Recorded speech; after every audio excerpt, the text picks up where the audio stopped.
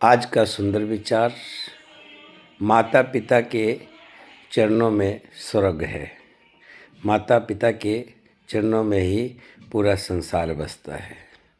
कथा पुराण में आता है, एक बार शिव और पार्वती बैठे हुए थे।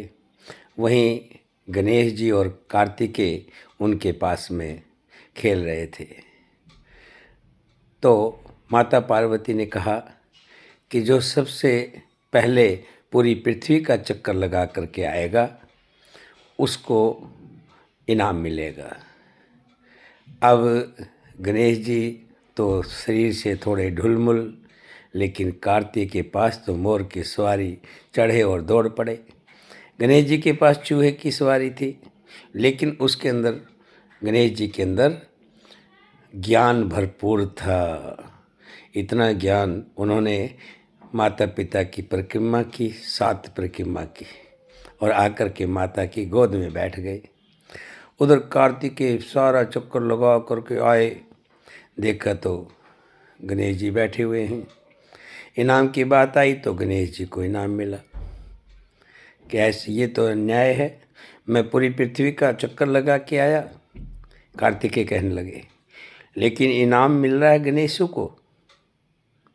तो माँ पार्वती शंकर भगवान कहने लगे कि जिसने माता पिता के परिक्रमा कर ली, आपने एक बार पृथ्वी का चक्कर लगाया, गणेश जी तो 7 बार पृथ्वी का चक्कर, यानी कि माता पिता के 7 चक्कर लगा लिए तो 7 बार पृथ्वी का चक्कर लगा लिया।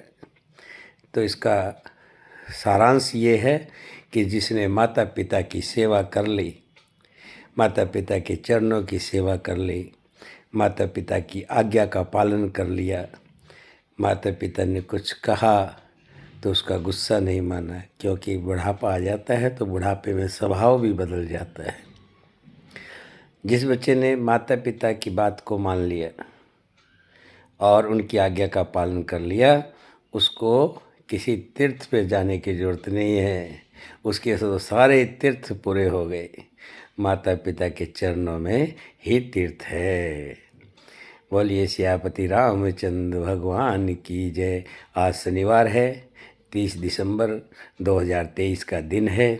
आज के 2 दिन बाद हम मथुरा में जाएंगे, नया साल वहीं मनाएंगे।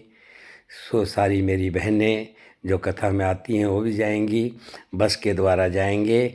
सुबह 5 बजे हम यहाँ से निकलेंगे और 9-10 बजे जैसे वहाँ पहुँचेंगे, कृष्ण जन्मभूमि के दर्शन करेंगे।